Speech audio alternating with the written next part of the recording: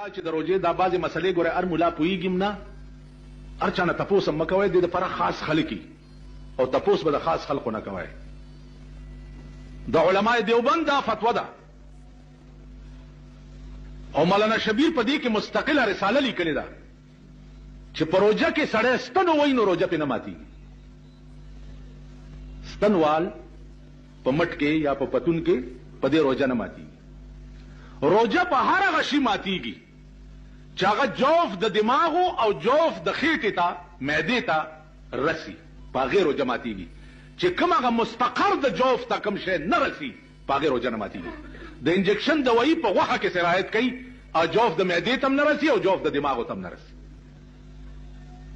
تاسو خیال راغی؟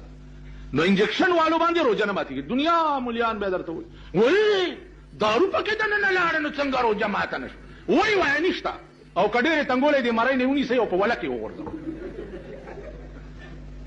وایه ملا صاحب پکې نشته، په ارام کښېنه. بنیادي خبره ما تاسو ته عرض کړه چې په هیڅ انجکشن روژه نه ماتېږي. دا تحقیق چې علماء دیوبند کولو او دا فتوا یې ورکوله نو د دنیا ډاکټران او ماهرین یې را جمع کړي او دا ریسرچ یې وکړو چې د ستنې دارو کم ځای ته ځي.